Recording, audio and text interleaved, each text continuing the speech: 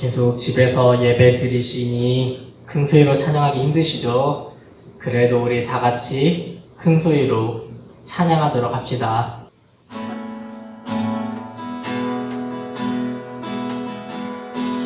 이 세상을 살아가는 동안에 나의 힘을 의지할 수 없으니 기도하고 낙심하지 말 것을 주께서 참 소망이 되시리라. 주의 길을 걸어가는 동안에 세상의 것 의지할 수 없으니 감사하고 낙심하지 말 것을 주께서 참 기쁨이 되시리라.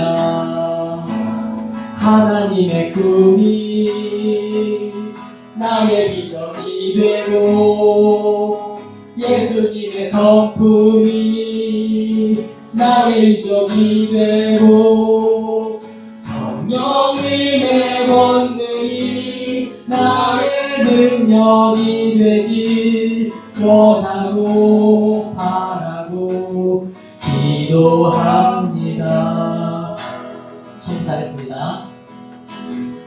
이 세상을 살아가는 동안에 나의 힘을 의지할 수 없으니 감사하고 낙심하지 말 것을 주께서 참 소망이 되시리라.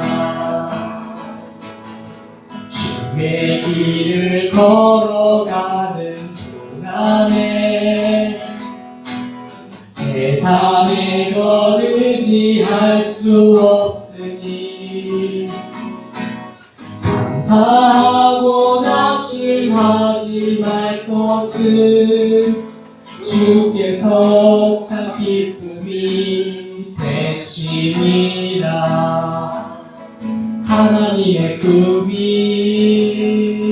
나의 비전이 되고 예수님의 성품이 나의 인격이 되고 성령님의 권능이 나의 능력이 되길 원하고 바라고 기도합니다. 원하고 바라고 기도합니다. 주의 보좌로 나갈 때에 어떻게 나가야 할까? 나를 구원한 주의 십자가 그것을 믿으며 가네. 주의 보좌로 나갈 때에 나 여전히 부족하나. 나를 부으신 주의 그 사랑 그것을 믿으며 가네. 자격 없는 내 힘이 아닌 오직 예수님의 보혈로 자격 없는 내 힘이 아닌 오직 예수님의 보혈로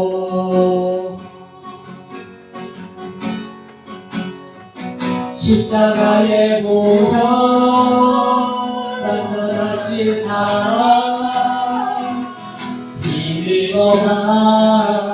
나갑니다. 십자가의 보혈로 완전하신 사랑 힘입어 예배합니다. 다시 한번 하겠습니다.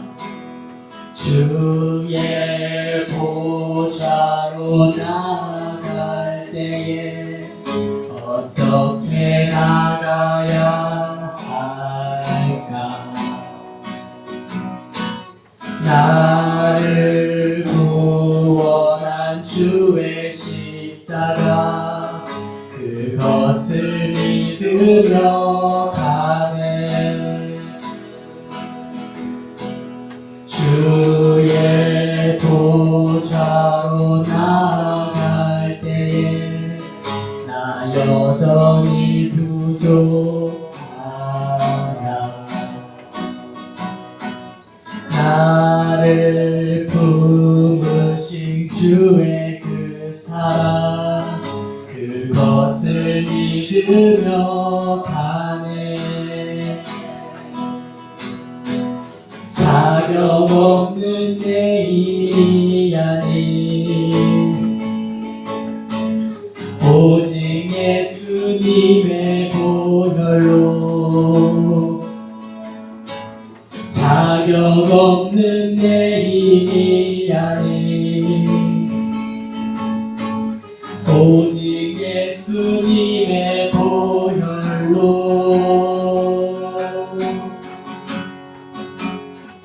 십자가의 보혈 완전하신 사랑 힘입어 나갑니다. 십자가의 보혈 완전하신 사랑 힘입어 예배합니다.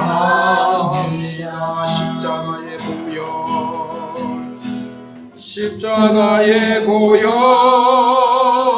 완전하신 사랑 힘입어 나갑니다.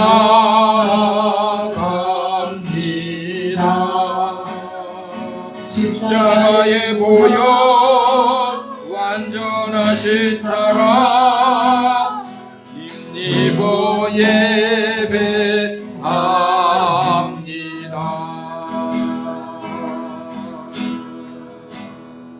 하나님 아버지, 오늘도 주의 은총 속에서 우리의 삶의 현장에서 예배합니다. 하나님, 함께 모여 예배하지 못하지만 내 삶의 현장이 얼마나 소중한지, 그리고 하나님이 어디나 계시다는 것 알고 이곳에서 하나님의 그 보좌 앞에 무릎 꿇고 예배하며 기도합니다. 우리의 예배를 받아주시고 주의 영광이, 주님의 성령이 우리 가운데 임재하고 주님의 말씀이 우리 심령에 찍혀지는 축복된 예배의 시간 되게 하여 주시옵소서. 우리 주 예수 그리스도의 이름으로 간절히 기원하옵나이다. 아멘. 신앙을 고백하겠습니다. 나는 전능하신 아버지 하나님 천지의 창조주를 믿습니다. 나는 그의 유일하신 아들 우리 주 예수 그리스도를 믿습니다. 그는 성령으로 잉태되어 동정녀 마리아에게서 나시고 본디오 빌라도에게 고난을 받아 십자가에 못 박혀 죽으시고 장사된 지 사흘 만에 죽은 자 가운데서 다시 살아나셨으며 하늘에 오르시어 전능하신 아버지 하나님 우편에 앉아 계시다가 거기로부터 살아있는 자와 죽은 자를 심판하러 오십니다. 나는 성령을 믿으며 거룩한 공교회와 성도의 교제와 죄를 용서받는 것과 몸의 부활과 영생을 믿습니다. 아멘. 모든 만물과 생명의 주인 되신 사랑이 많으신 하나님 아버지, 이 시간도 주님께 예배할 수 있게 하심을 감사 찬송합니다. 신령과 진정으로 예배하오니 우리의 각자 있는 처소에서 예배할 때 주님 영광 받아 주시옵소서.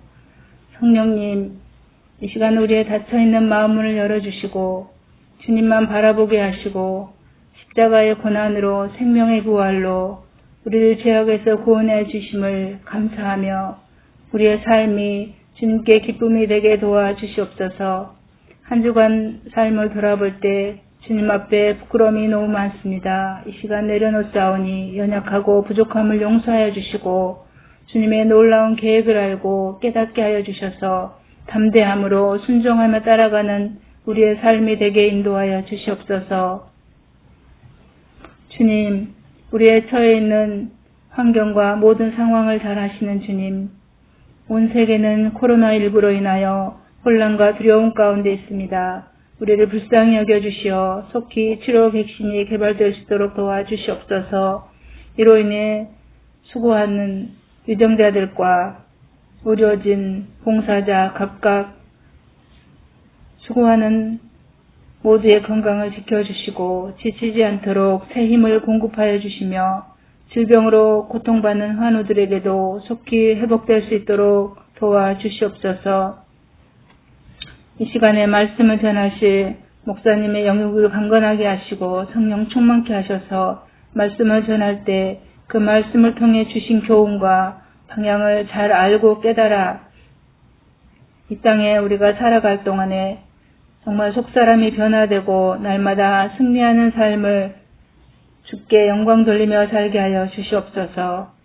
모여 예배드리기 힘든 이때 믿음과 신앙을 굳건히 지킬 수 있는 능력을 임하게 선하신 주님 도와주시옵소서. 속히 모든 일상이 정상으로 돌아가 기쁨으로 온 성도가 한자리에 모여 예배할 수 있기를 간구합니다.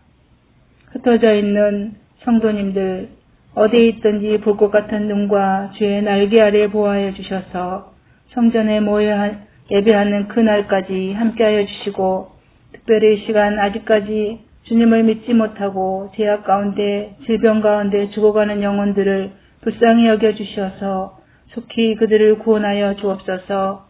일일이 구하지 못한 우리의 모든 간구까지도 들어 응답하여 주시는 주님, 우리를 죄 가운데서 구원해 주신 길이요 진리요 생명 되신 예수 그리스도의 이름으로 기도드리옵나이다. 아멘. 교회 소식을 말씀드리겠습니다. 여러분 화이팅 하십시오.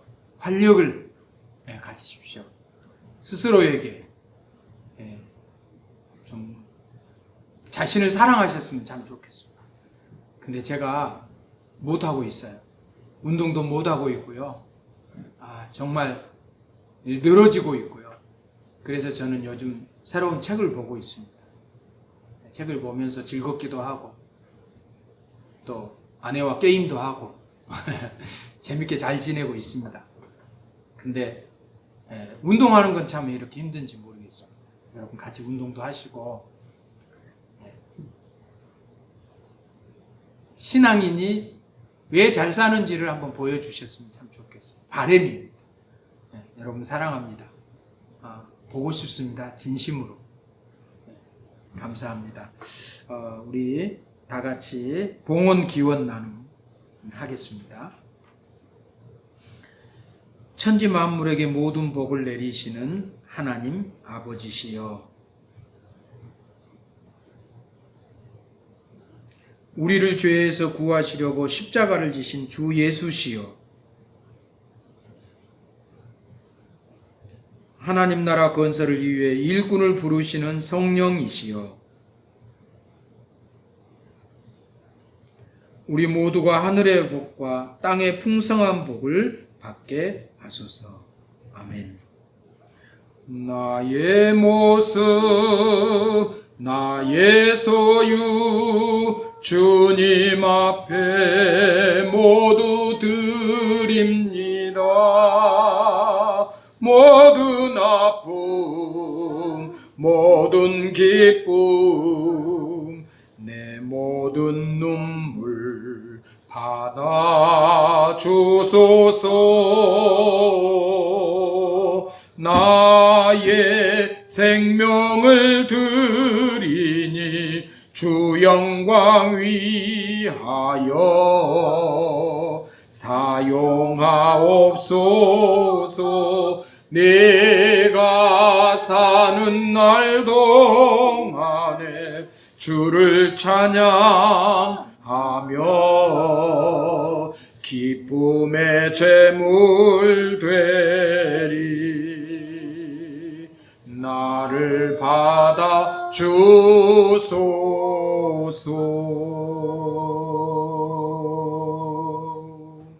하나님 아버지, 오늘 또 우리는 예배 현장에서 하나님께 드리는 예물 드립니다. 이 예물 받으시고 저들 가운데 하나님의 풍성함을 보여주시고, 특별히 직장과 사업 여러 가지 어려움 겪고 있습니다. 차단되어 있습니다. 소득이 불분명합니다. 하나님, 그래도 저들의 삶을 도와주시고, 하나님, 어려움 속에서도 하나님의 지혜, 정말 세상에 하늘이 무너져도 솟아날 구멍이 있다는 하나님의 지혜가 저들 가운데 있게 하시고, 소득을 풍성하게 얻을 수 있도록 주의 지혜를 더해 주시옵소서. 하나님, 몸도 건강하게 하시고 마음도 평안하게 하시고, 그래서 아버지 앞에 드리는 저희 모든 그 마음과 몸과 또 재물과 저들의 시간들이 하나님이 기뻐하시는, 그래서 어려운 가운데서도 하나님의 채우시는, 아버지 환난 중에도 긍휼을 베푸시는 하박국의 기도가 저들 가운데 아버지 하나님이여 그대로 드러날 수 있도록 도와 주시옵소서. 우리의 드림을 주께서 보시고 하나님의 하늘의 채우심과 이 땅의 채우심이 풍성케 하여 주시옵소서. 감사합니다. 주님, 부탁드립니다. 코로나19 아버지 서서히 잡혀가고 있다는데, 또 어떤 나라들, 특별히 필리핀은 더 확산되고 있습니다. 주여, 이 문제로부터 속히 벗어날 수 있도록 백신 개발, 치료제 개발들이 주 안에서 속히 완성되어서 적용될 수 있도록 우리 주여 크신 은총 내려 주시옵소서. 의사들과 연구원들의 마음과 그 지혜와 그 기계들과 그 모든 것들을 주께서 동원하사 세상의 이 아픔을 속히 치료하여 주시옵소서. 치료의 광선들을 아버지 하나님이여 많은 곳에 비추어 주시되, 의약품을 개발하고 또 판매하고 허가하고 이 모든 것들에도 하나님의 능력이 거기 있게 하여 주시옵소서. 감사합니다. 예수님 이름으로 기도합니다. 아멘. 아멘.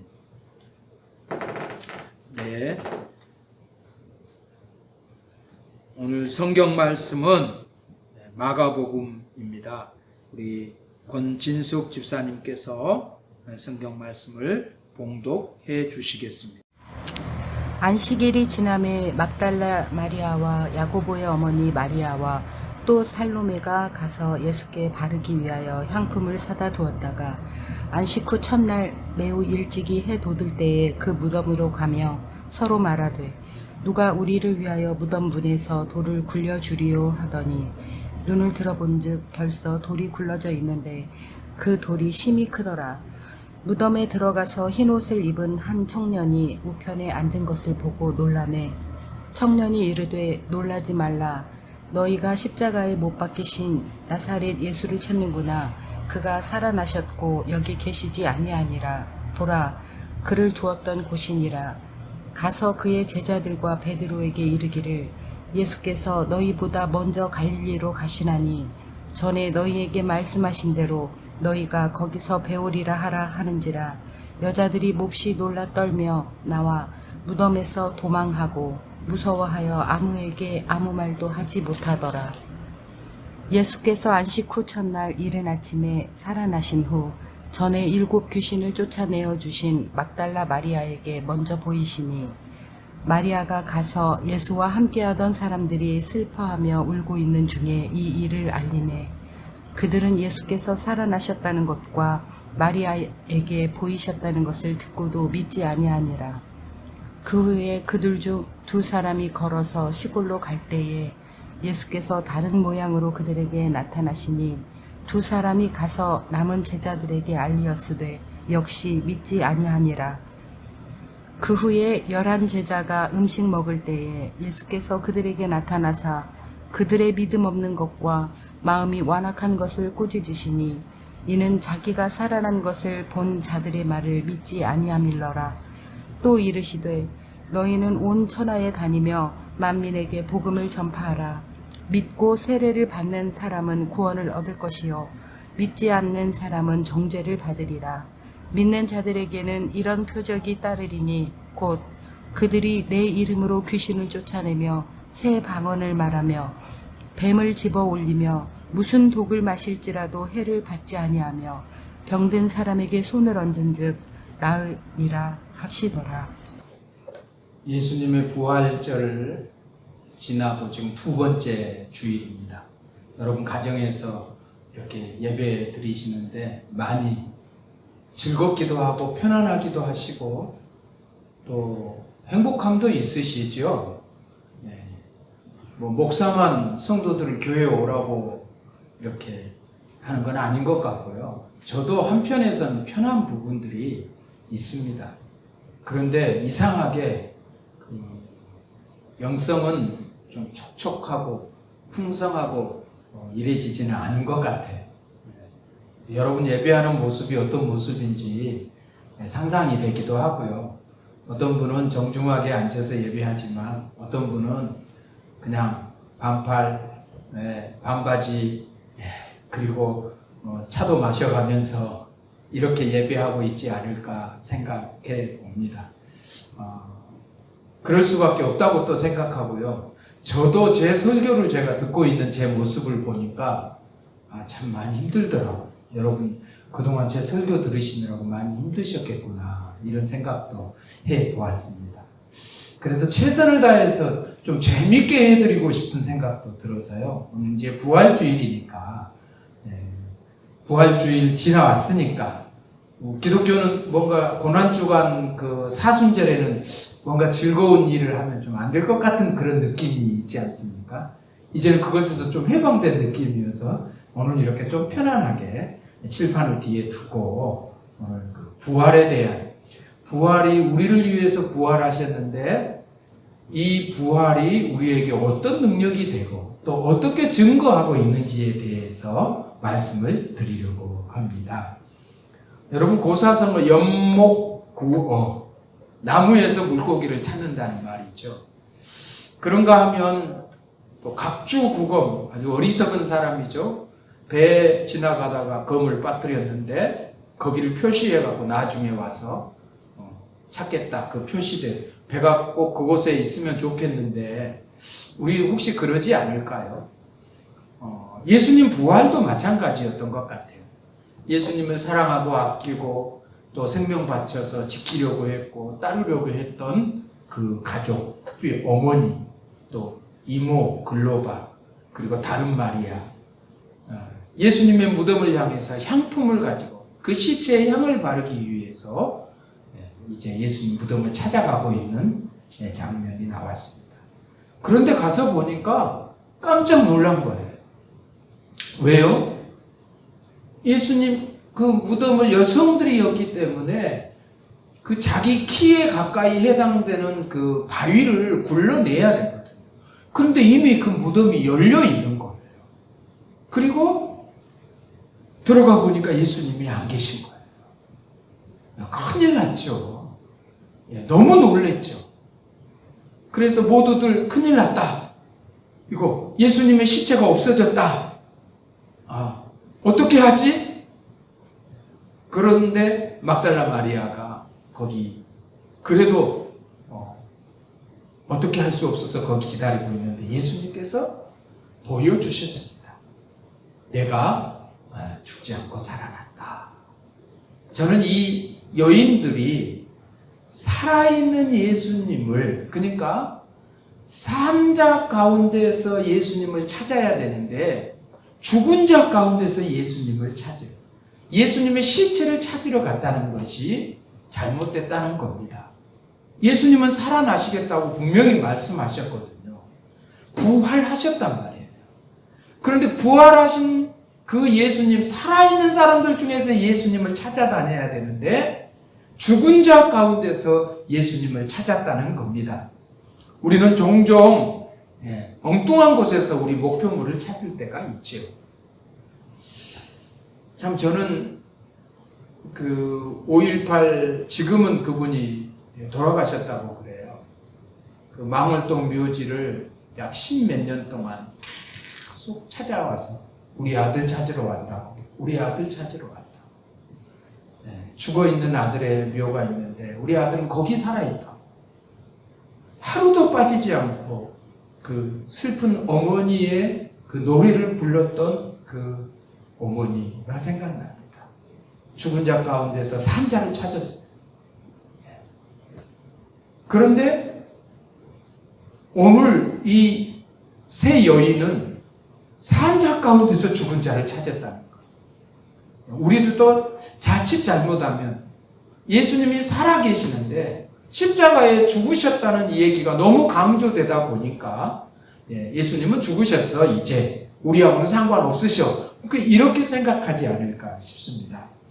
여러분은 부활하신 예수님을 만나기 위해서 예수님을 찾고 계신가요? 부활은 죽음이 먼저 경험되어야 합니다. 그렇죠. 죽지 않으면 부활은 없어요. 죽지 않았는데 기절했다거나 잠을 자고 있는데 다시 살아났다고 말할 수는 없잖아요. 완전히 죽은 후에 그리고 그 죽었다고 인정하고 무덤 속에 장사까지 지내야 이 사람 죽었구나. 그렇죠. 그런데 그분이 살아났다. 이걸 부활이라고 하잖아요. 그러면 오늘 우리는 이 부활의 근거가 뭘까? 그러면 부활하면 어떤 모습으로 부활할까? 예수님 왜 부활하셨을까? 그것에 대해서 여러분들에게 말씀을 나누려고 합니다.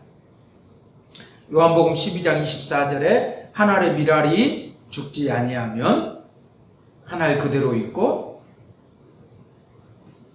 만약에 그 밀알이 썩으면 죽으면 많은 열매를 맺는다고 했습니다. 예수님은 우리 몸의 부활의 근거를 말씀하시면서요. 성경의 약속이고 예수님이 부활의 첫 열매가 되셨다고 고린도전서 15장 20절에 말씀하고 있습니다. 고린도전서 15장 20절입니다.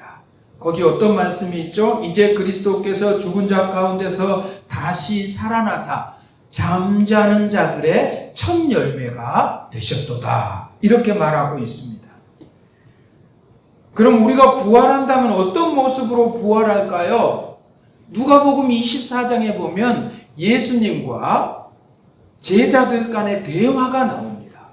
제자들이 두려워서 문을 닫고 이렇게 떨고 있는데 그 다락방에 있는데 문이 닫혀져 있어요.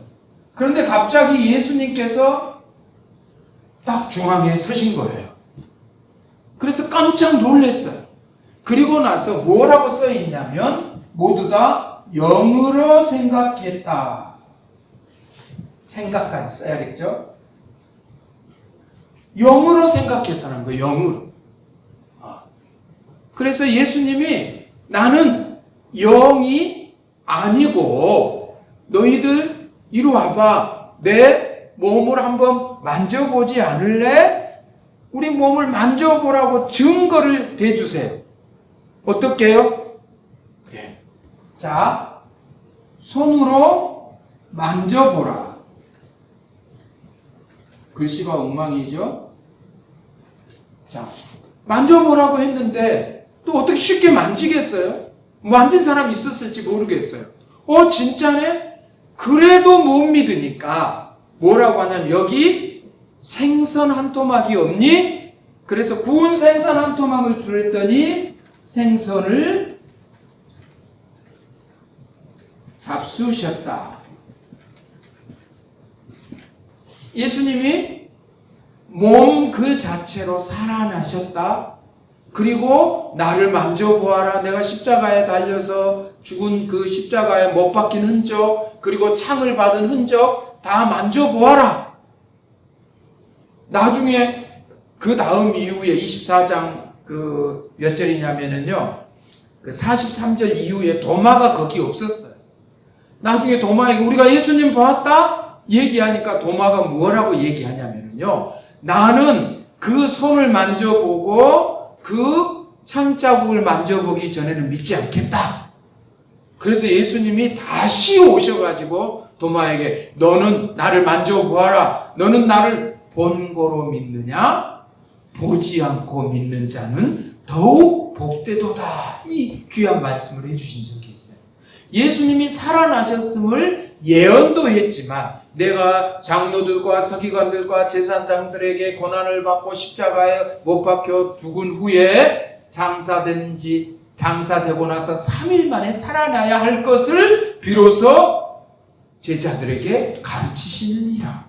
예수님의 그 그리스도이심을 고백했던 마태복음 16장 16절 이후 베드로의 신앙 고백 있잖아요. 그 사건 이후에 그렇게 얘기를 3번 정도 하세요. 내가 죽은 후에 살아나겠다. 예언을 하셨죠? 성취하셨어요? 성취해서 제자들, 가장 예수님 믿고 따랐던 제자들 앞에 와서 딱 서니까 영이다. 예수님의 영이야. 우리말로 그냥 편안하게 할게. 귀신이다. 예수님 귀신이다 이거예요. 참. 그래서 야, 나를 만져보아라. 영은 살과 뼈가 없다. 영은 살, 뼈가 없다. 영은 살과 뼈가 없다. 그렇죠. 그러면서 나는 살과 뼈가 있다고 만져보라고 말씀하시면서 제자들을 그렇게 증거를 해 주시죠. 그럼 우리는 어떻게 부활할까요? 빌립보서 3장 21절 말씀을 보면은 이렇게 나왔어요. 그는 만물을 자기에게 복종하게 하실 수 있는 자의 능력으로 우리의 낮은 몸, 일반 육체 상태를 말합니다. 우리의 낮은 몸을 어떻게 했다고요? 당신의 영광의 몸의 형체, 영광의 몸의 형체로 변화시켜 주시겠다고 하셨어요. 데살로니가전서에서는 뭐라고 얘기했습니까? 호련히 변화되어 그랬어요. 호련히는 중요하지 않아요. 변화가 중요해요. 호련히 변화되어 재림하실 예수님을 만나기 위해서 공중으로 끌어올림을 당한다. 이걸 우리는 휴거라고 그렇게 얘기를 알고 있지요. 자, 그러면서 고린도전서 15장에서는요 여러 가지 예를 듭니다. 짐승의 몸이 있고 또 물고기의 몸이 있고 날아가는 새의 몸이 있다. 자, 우리 육체가 있다는 거예요. 그런데 우리 육체만큼은 변화한다는 거예요. 어떻게 해요? 썩을 몸이 썩지 아니할 몸, 제한된 몸이 제한이 없는, 예수님께서 문이 닫혀진 마가 요한의 다락방에 중앙에 뿅 하고 나타나셨어요. 그런데 예수님 몸에는 살과 뼈가 있어요. 우리 그런 말 하죠. 벽 뚫고 들어오신 거예요. 벽이 무너지지 않았어요. 신비하죠. 우리 낮은 몸은 벽 뚫고 들어가면 죽습니다, 여러분. 크게 다칩니다. 안 돼요. 나도 예수님의 몸과 같이 부활했다. 그래서 한번 뚫어보세요.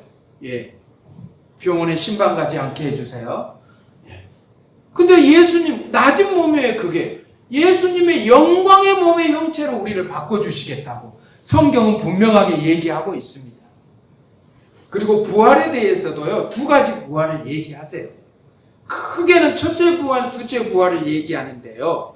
영원히 천국에서 살아갈 그 모든 결과, 심판이 끝난 후에 부활을 둘째 부활이라고 했는데, 여기서는 그 부활을 얘기하지 않고 예수님이 친히 요한복음 5장 29절에서 선한 일을 행한 사람은 생명의 부활로, 자, 이미 생명을 얻었어. 영원한 영생이죠. 악한 일을 행한 사람은 심판의 부활로 나다. 여기에서의 이 심판은 첫째 부활 후에 모든 사람이 하나님의 그 하얀 보좌, 백보좌라고 그래요. 백보좌에서 심판을 받아요.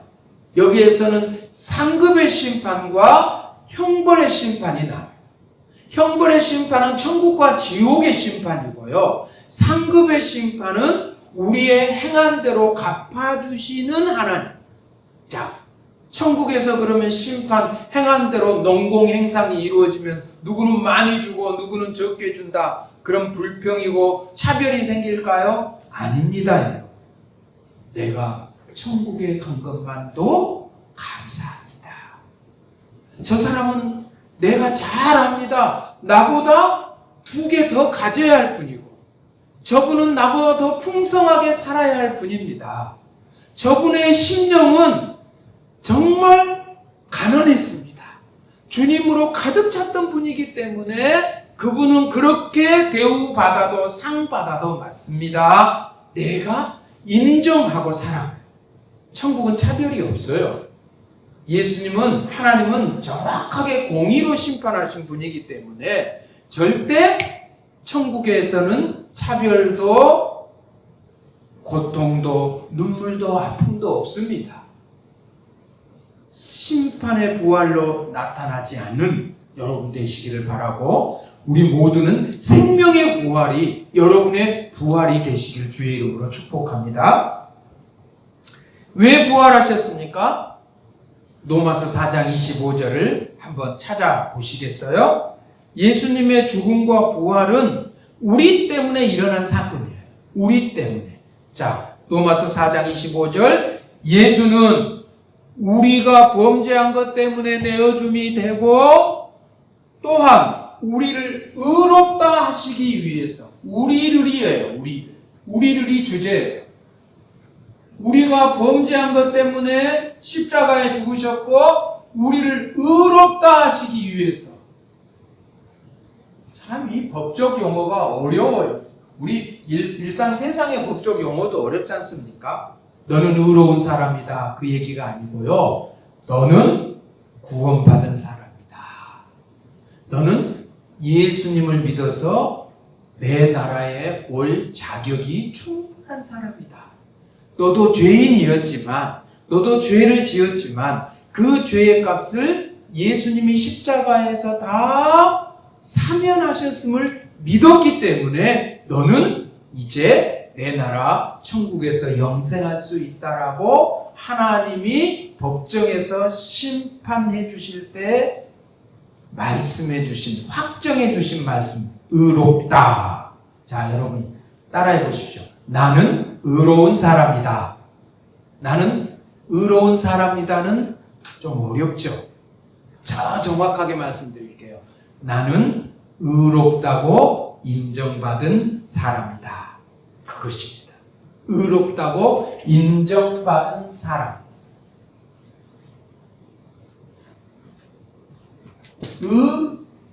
의인이 아니고요.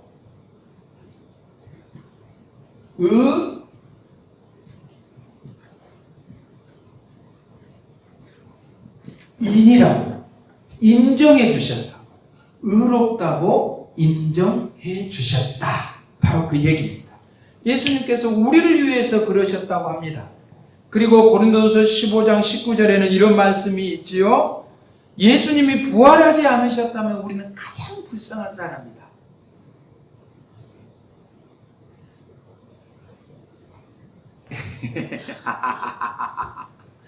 예, 앞에서 혜연 자매가 칠판 지워주냐고 그래서요. 서로 커뮤니케이션이 안 돼가지고, 예, 지워주세요. 예. 예수님이 고린도서 15장 19절은 만약 예수님이 부활하지 않으셨다면 우리는 인생 중에서 가장 불쌍한, 여러분 그렇죠. 쉬고 싶을 때, 놀고 싶을 때, 먹고 싶을 때, 한마디 더 하고 싶을 때 억울하게 참고 살아온 일이 얼마나 많습니까? 사실은 크리스찬이라는 것 때문에, 예수님 믿는다는 것 때문에 여러분 진짜 불쌍해요. 저는 어려서 우리 자녀들한테 지금 많이 사죄해요. 빨간 날은 모두 다 자녀들과 함께하는, 부모들이 자녀들과 함께하는 날인데 오히려 저는 빨간 날은 아이들과 함께한 날이 한 번도 없는 것 같아요.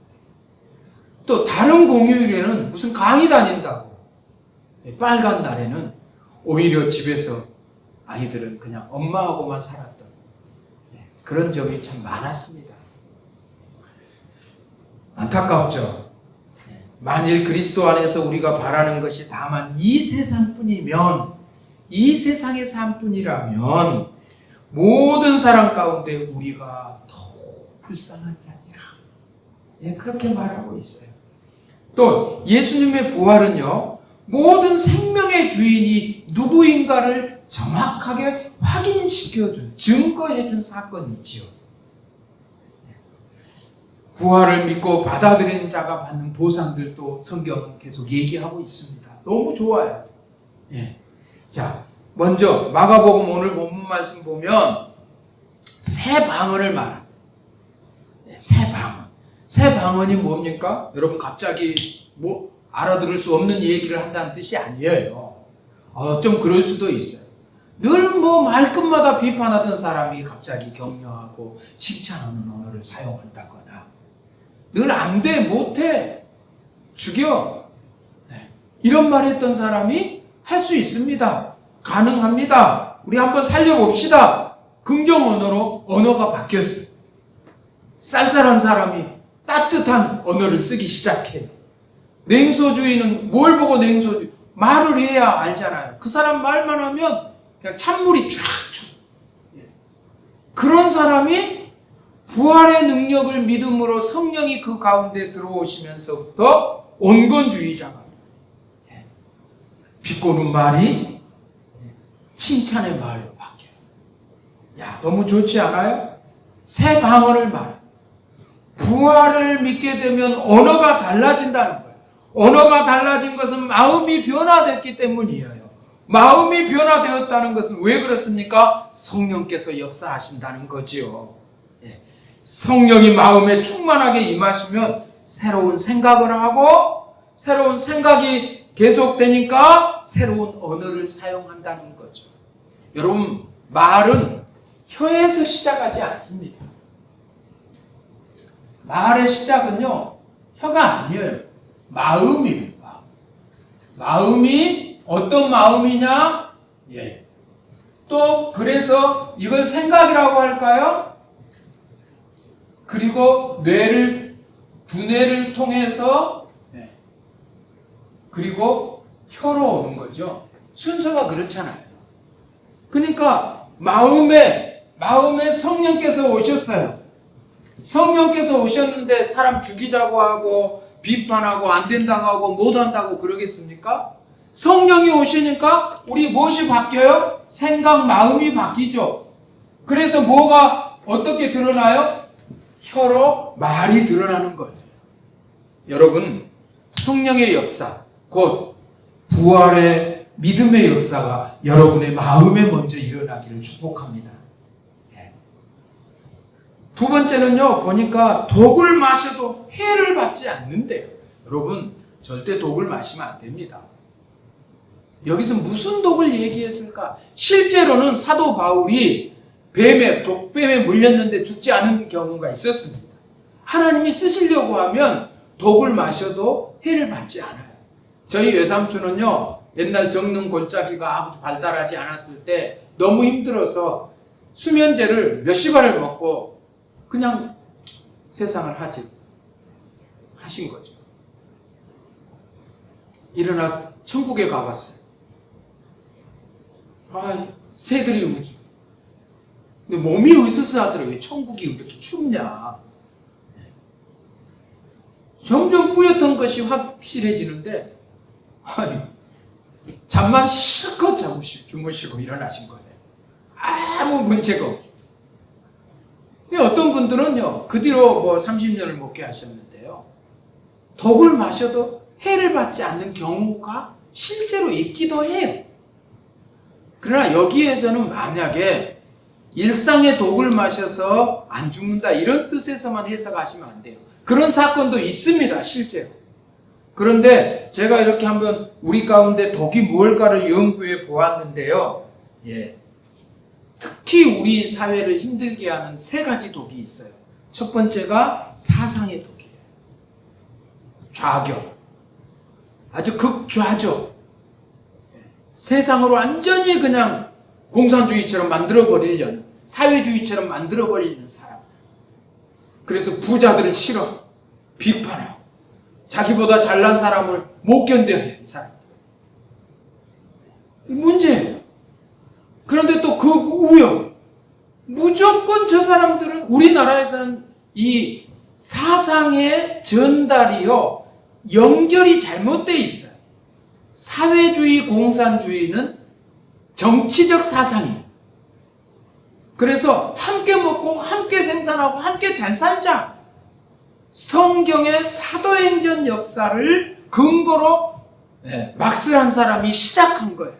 나중에 그것을 조금씩 변형시킨 레닌이나 엥겔스란 사람들이 더 그렇게 해서 우리가 이걸 방해하는 사람들이 누구냐? 보니까 자본주의. 그러니까 이건 경제사상이죠. 경제는 공산주의와 자본주의가 대립해 있습니다. 공산주의는 함께 먹고 함께 생산하고 함께 살자는 거고요. 자본주의는 개인의 재산을, 사유재산을 인정하고 사유재산들을 통해서 그 세상을 공평하게 만들 수 있다. 그것은 보이지 않는 손. 그러니까 착한 마음을 하나님이 이미 우리에게 주셨기 때문에 차별이 심해지지 않을 것이다 라고 주장하는 게 자본주의 사상이었고요. 그걸 없애겠다고 반대해서 나왔던 사상이 공산주의예요. 자, 정치적으로는 뭐죠? 자본주의는 민주주의와 연결이 되어 있죠. 정치적으로는 민주주의와 사회주의가 반대죠. 경제적으로는 공산주의와 자본주의가 반대죠. 이걸 분명하게 구분을 해야 되는데 우리나라는 공산주의가 먼저 들어왔어요. 어떤 사람들이요? 반대. 북한. 북한은 어쩌면 공산주의도 아니에요. 김일성 주체사상에 의해서 독재를 하는, 세습 독재를 하는 정치체제를 가지고 있는 전체주의라고 해요.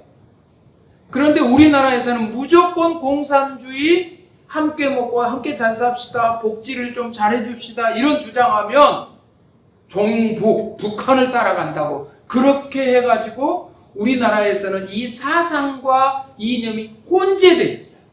마치 공산주의는 우리를 탄압하고 민주주의를 몰아내고 개인의 사유재산을 절대로 인정해주지 않는 것처럼 그렇게 만들어 놨어요. 그런데 그것에서 제일 많이 피해를 본 사람들이 뭐예요? 어디 집단인 줄 아세요? 기독교예요. 그 사회주의, 공산주의를 하려고 하다 보니까 제일 문제거리들이 공산주의자가 아니라 기독교인들이더라는 거예요.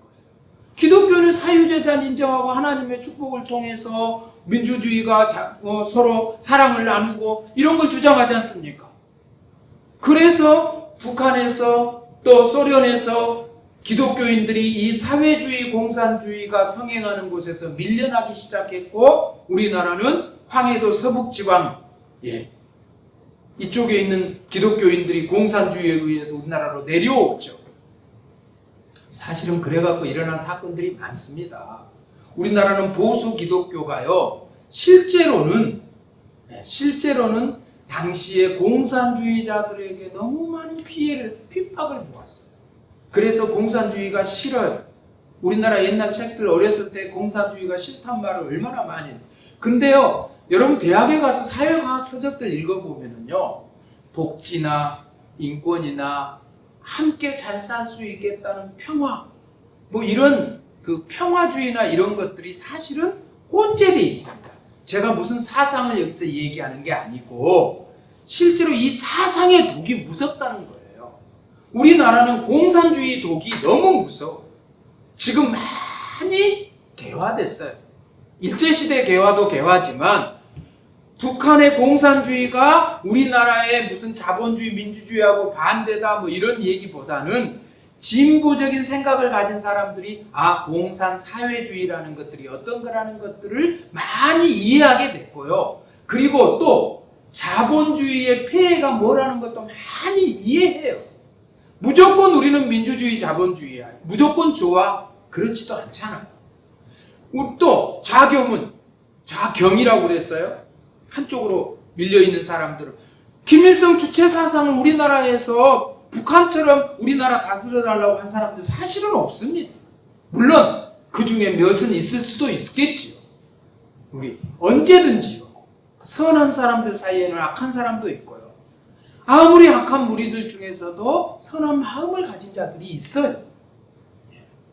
그러니까 이런 사상의 도구로부터 우리가 이제 이번 부활절을 중심으로 저는 우리 민족이 사상의 도구에서 벗어나야 한다. 극좌도 극우도 아닌 이제는 함께 잘 사는 민족을 생각하고 동족을 생각하고 그리고 개인의 사유, 개인의 인권, 개인의 자유를 보장해주는 나보다 못한 사람들을 도와주려는 사랑의 마음을 더 확대시키는 부활의 마음이 필요하다. 그래서 사상의 독에서 벗어나야 한다. 분별력을 분명하게 가져야 한다. 시편 33편 10절 보니까 여호와께서 열방의 도모를 폐하시며 민족들의 사상을 무욕해 하셨다. 북한의 사상도 무욕해. 우리들이 잘못 가진 사상도 무욕해. 동서 갈등도 무욕해 해야 돼. 남북의 갈등 무욕해 하실 줄 믿습니다. 노인 세대와 젊은 세대의 갈등 무욕해 하실 줄 믿습니다. 있는 부자들과 없는 가난한 사람들의 양극화의 그 사상이나 그 논리나 그것을 주장하고 그것을 타파해야 한다고 말하는 각 측의 그런 사상들을 하나님이 다 무욕해 하시고 생명사상으로 평화의 사상으로 자유의 사상으로 이번 부활 이 계절을 통해서 새롭게 바꿔주시기를 정말 간절히 소망합니다. 여러분들에게 그런 여러분 심령 안에서 먼저 이런 역사가 일어나기를 주의 이름으로 축복합니다. 두 번째 독이 뭐냐면 돈독이에요. 여러분 돈이 무섭습니다. 비윤리나 위력 어떤 또 돈이 많음으로 인해서 쾌락이나 무의도식하고 안일하게 되는 이런 것들은요 이런 독에 빠지면 사람이 비정상이 돼요. 여러분 그것을 추구하다가요 우상을 숭배하게 돼요. 탐심이거든요. 남보다 더 가져야 돼요. 미래를 위해서 더 쌓아놔야 돼요. 이번 주에 저희가 또 5kg씩 쌀을 바이브하고 자마리에 보내려고 생각하고 있습니다. 그런데 어려워요. 직접 가서 주려고 했더니 못 오게 해요. 못 가요. 그래서 거기 있는 선교사님 통해서 저희가 돈을 보내서 또 메시지를 보내서 현지 목사님과 함께 이 쌀을 지금 나눠주려고 하고 있습니다. 그런데요, 이 돈이면 선한 일을 할 수 있잖아요. 그런데 악한 일도 쉬워요. 돈이 우리를 편하게 하고 자유롭게 해요. 결정을 자유롭게도 해요. 그런데 돈이 우리를 해요. 그래서 이 돈도 디모데전서 6장 6절 보면은요. 자, 제가 오늘 사상의 독을 말씀드렸어요. 두 번째가 돈의 독. 시험과 올무와 해로운 정욕에 빠지고 일만하게 뿌리가 되고 결국 믿음을 떠나서 자기를 찌를 것이라고. 돈이 믿음을 떠나게 하고 또 악의 뿌리가 되고 그리고 해로운 정욕에 빠지게 하고 올무에 걸리게 하고. 디모데는 바울은 디모데에게 편지하면서 어떻게 이걸 알았을까요? 대단하죠. 또 6장 17절 19절 보니까는요. 정함이 없는 것이 재물이다. 제가 어떤 드라마를 보니까요. 아들에게 그런 얘기예요. 아들아, 아니 손자에게 너는 있는 것을 절대로 있다고 만족하지 말고 더 가지려 하는 것에 제한을 두지 마라. 와, 그런 것 같아요. 맞아요. 우리 그랬으면 좋겠어. 그런데 누가요? 선한 마음을 가진 부활의 믿음을 가진 분들이 그래졌으면 좋겠어요. 지금보다 수천 배, 수만 배의 재물이 있기를 바랍니다. 지식도 더 많아지기를 바라요. 돈에 대한 지식, 부에 대한 지식, 세상을 어떻게 섬기고 어떻게 나누고 어떻게 돈을 누리는가 이것을 마음껏 자유롭게 선택할 수 있는 부가, 그런 능력이 여러분들에게 있기를 축복합니다. 그런데 악한 사람이 이걸 가지면요, 독점해버려요. 사람을 죽여요. 다른 사람을 못 살게 해요. 다른 사람을 속여요. 다른 사람을 억울하게 해요. 돈이 그렇다는 거예요. 돈독에 오르면 그래요. 권력자가 특히 돈독에 오르면 큰일 납니다. 권력도 가지고 있지, 돈도 얼마든지 뺏어올 수 있지, 뭐 정치 자금뿐만 아니라 무슨 홍보해야 한다, 국가 뭐 프로젝트 해야 한다, 그래가지고 국민들한테 돈을, 우리 평화의 댐 어려서요, 참 내 아까운 돈 막 평화의 댐 만든다. 북한이 댐을 만들어갖고 폭파해버리면 우리나라 물바다 돼버린다고. 그래서 그거 막아야 한다고, 평화의 댐을 우리가 막아야 한다고, 또 그거 건설한 비용을 우리 코 올리게 애들한테도 돈 내게 했었어요. 전 모 씨가 그렇게 하셨죠. 악한 사람은요, 돈을 그렇게, 뭐 삼성이 아주 비자금을 트럭에 싣고 가다 그게 걸렸지 않습니까? 정치 자금으로 주다가.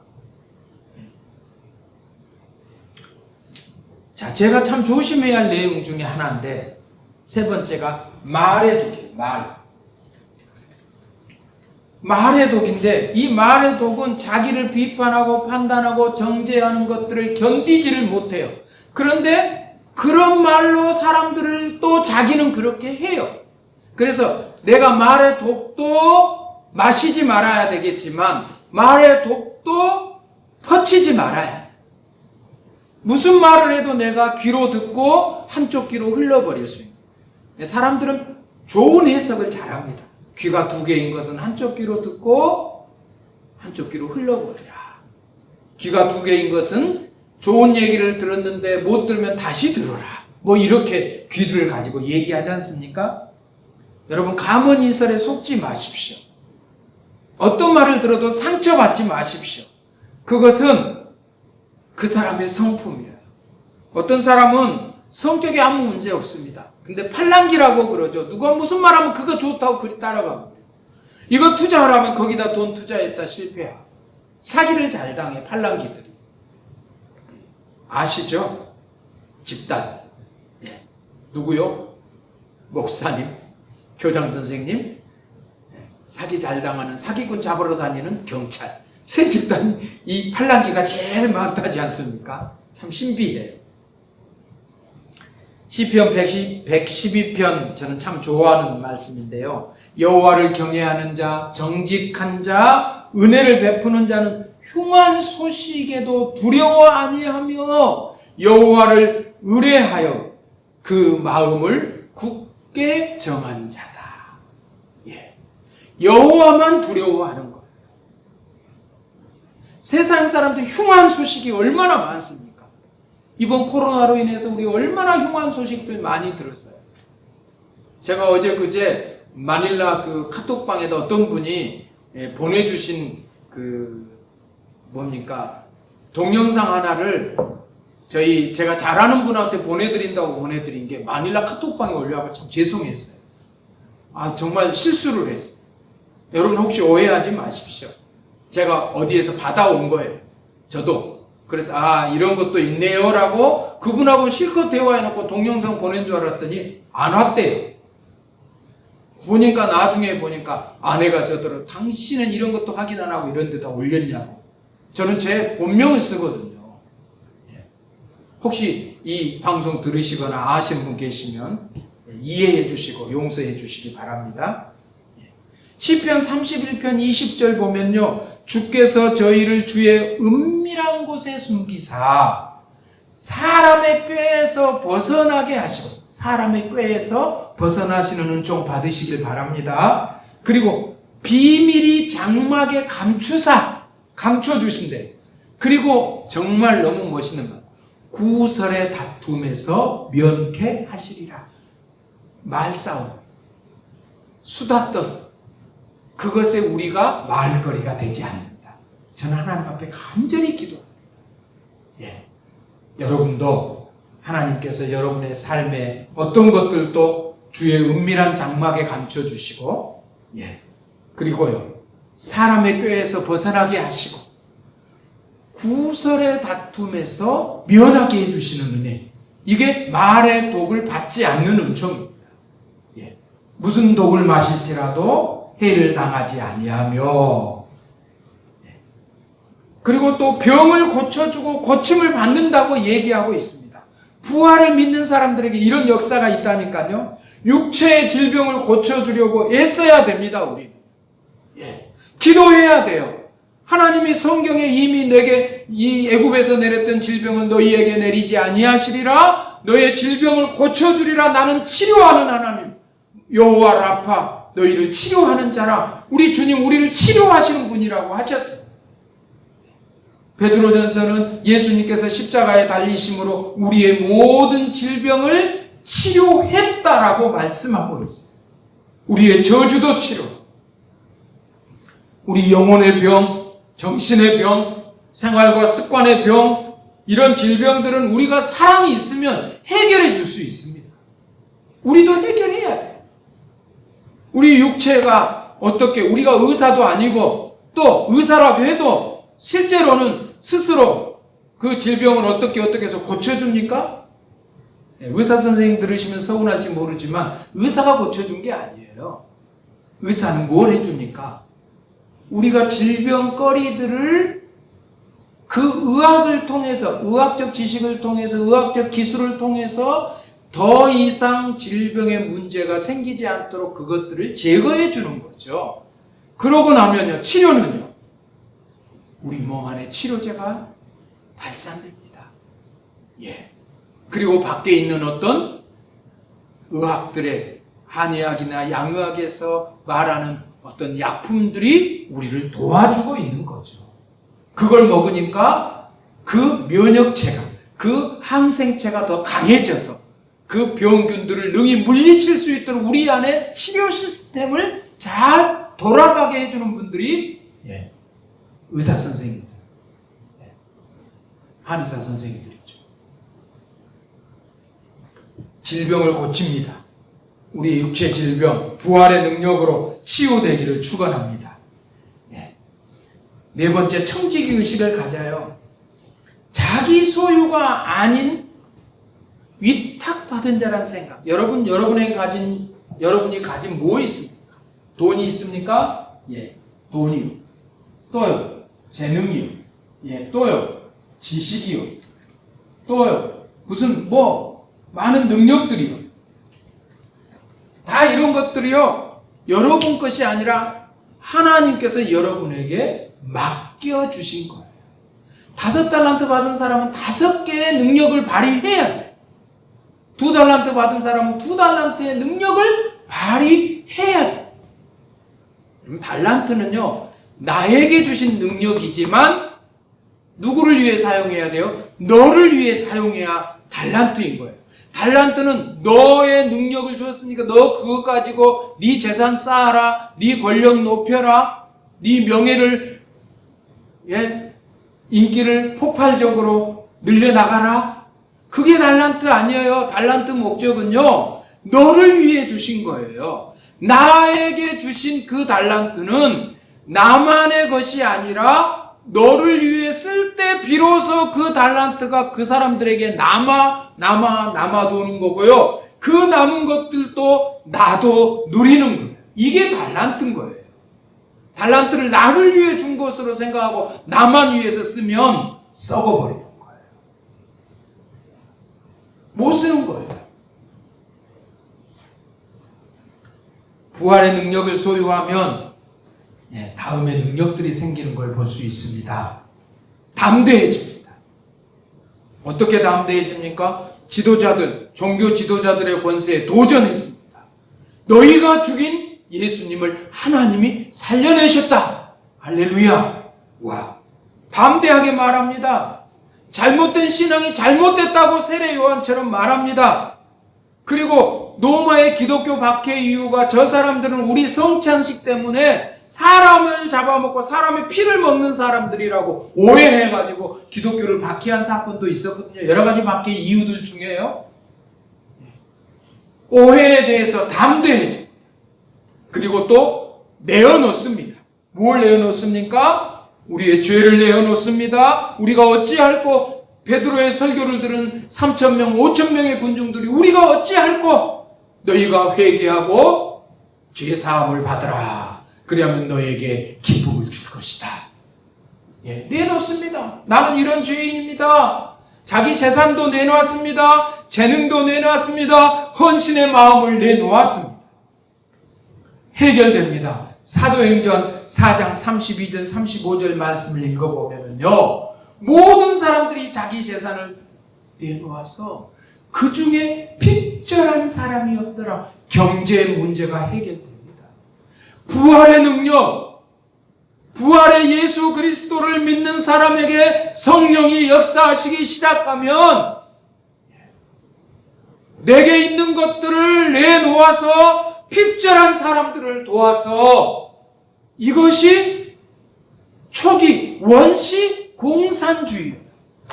사도행전 6장까지 자기의 집을 팔고 재산을 팔아서 사도들 앞에 내놓았어요. 어떻게 하라고요? 쓰라고요. 구제할 때 사용하라고요. 그럼 그 사람은 먹을 거 없었을까요? 하나님이요, 그걸 주신다는 거예요. 그 원리를 알고 계세요. 해결됩니다. 용감해져요. 자신의 실수나 약점도 담대하게 인정할 줄 아는 솔직함이 생깁니다. 예수님의 부활을 경험한 신자는 반드시 그 신앙의 경험을 말하게 돼 있어요. 간증하게 돼 있다니까요. 예. 여러분, 이번 이 2020년 부활주의를 지나고 부활의 주간을 지나가고 있는데요, 여러분에게 부활의 능력이 나타나기를 소망합니다. 이미 그 부활의 능력들을 나타내시고 계신 분들이 한두 분이 아니에요. 우리 교우 안에. 여러분, 놀라운 분들이세요.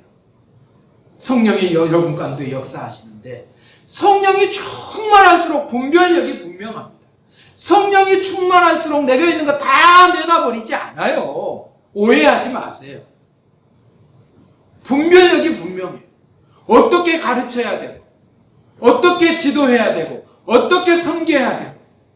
여러분, 쌀을 한 가마니를 써도요, 어떻게 써야 할지를 알아요. 여러분, 우리 교민들을 도우고 싶을 때 쌀로 좀 도와주고 싶다. 여러분, 쌀 주면 우리도 쌀 있어요, 그래요.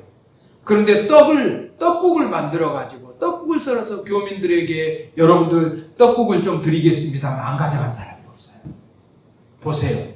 같은 쌀 한 가마니라도 다르잖아요. 부자들도 우리가 도와줄 수 있어요.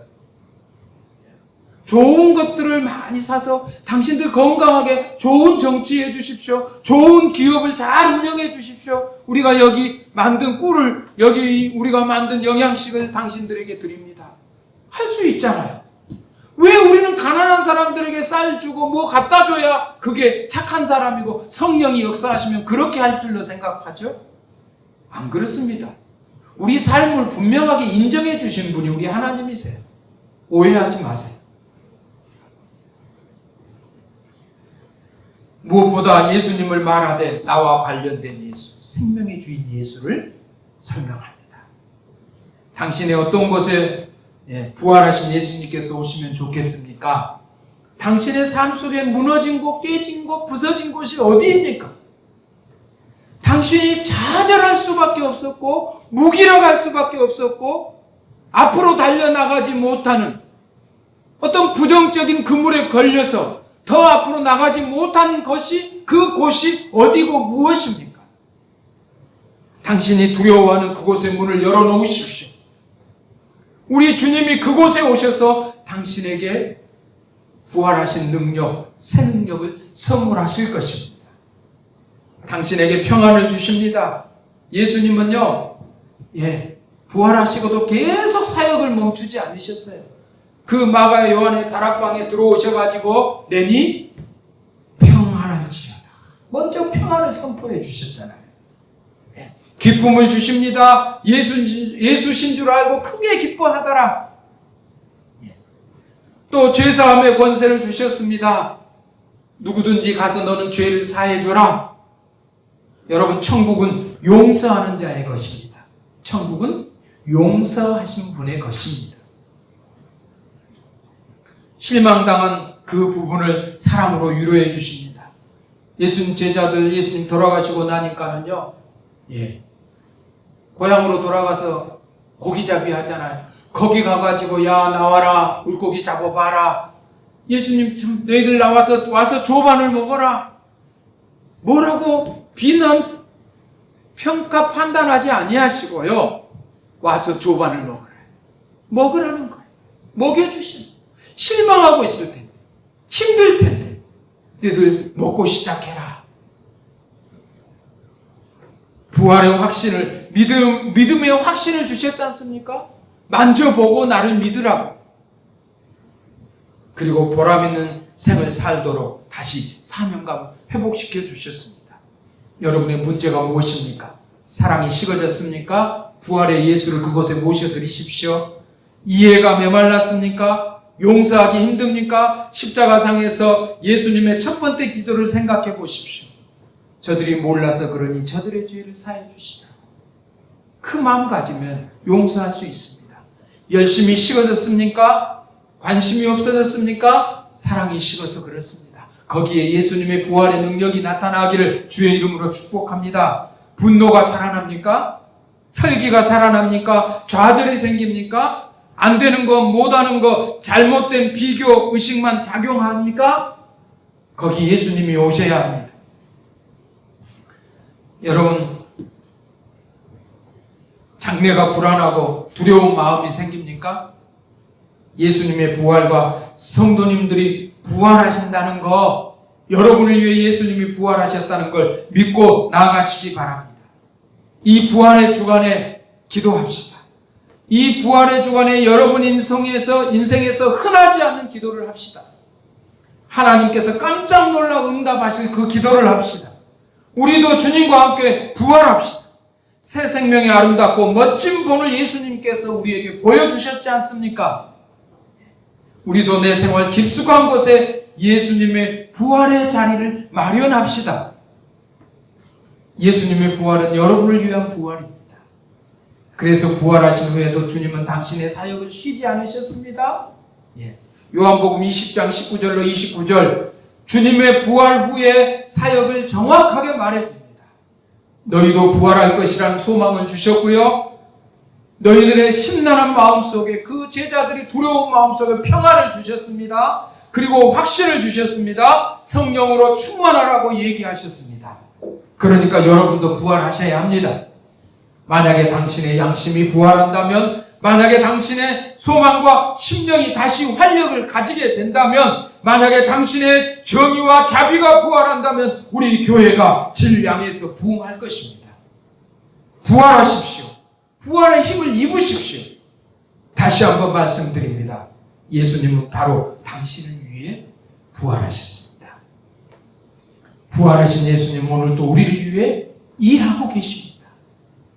예수님의 부활과 함께 여러분의 믿음도 다시 한번 부활하시길 예수님의 이름으로 축원합니다.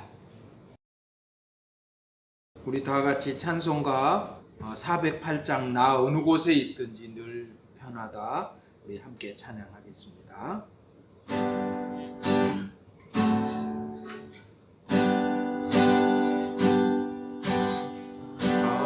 어느 곳에 있든지 늘 마음이 편하다.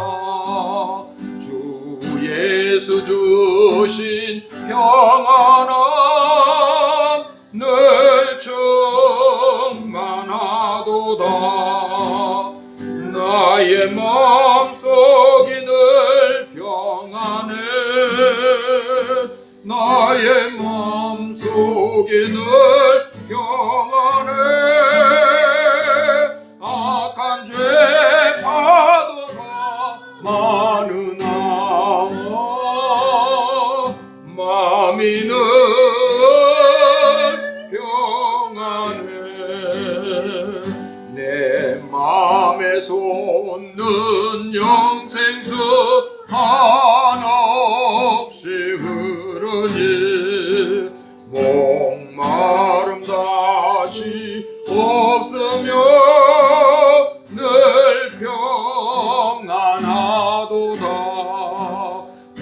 나의 마음속에 늘 평안해 나의 마음속에 늘 평안해 악한 죄 파도가 많으나 마음이 늘 평안해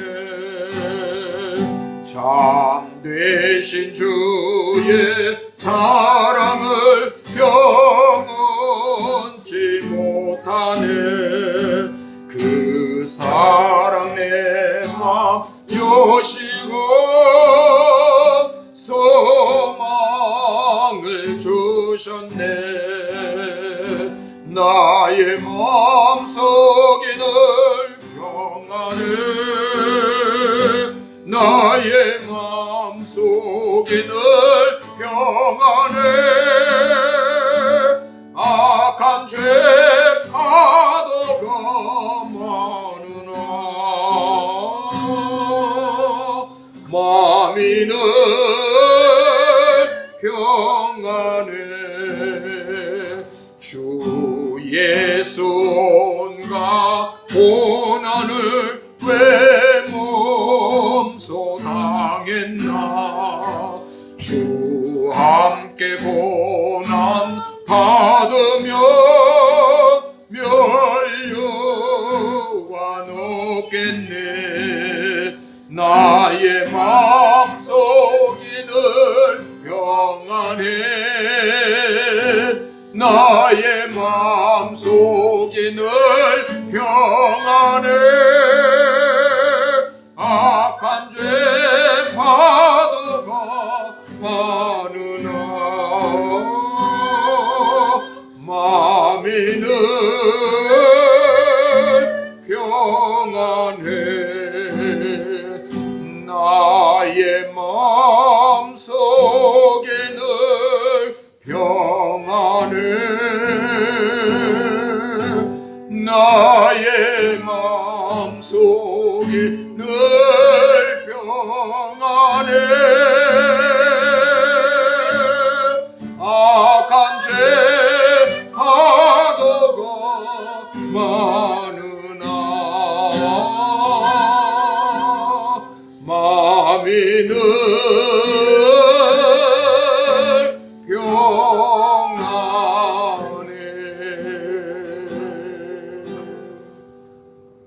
이제는 우리 주 예수 그리스도의 은혜와 아버지 하나님의 놀라운 사랑하심과 성령 하나님의 도우시고 보혜사 되어주시고 교통케 하시는 은총이 부활의 계절들을 이렇게 살아가고 있는 우리들에게 나를 위해 부활하신 주님, 나도 부활되어야 할 나의 죽어진 모든 것들을 새롭게 살리기를 소망하는 우리 성도들 심령 그리고 그 가정, 그 가족 그리고 직장과 사업장과 우리의 사역지들 우리의 기도 제목과 우리가 기도하는 사람들 그리고 늘 우리 마음에 두고 기도하는 조국 대한민국 이 땅 필리핀 그리고 속히 이 코로나 바이러스로부터 해방되기를 소망하는 모든 하나님의 땅들, 하나님의 사람들, 그 영혼들 위에 이제로부터 영원토록 함께 계시기를 간절히 축원하옵나이다. 아멘. 아멘.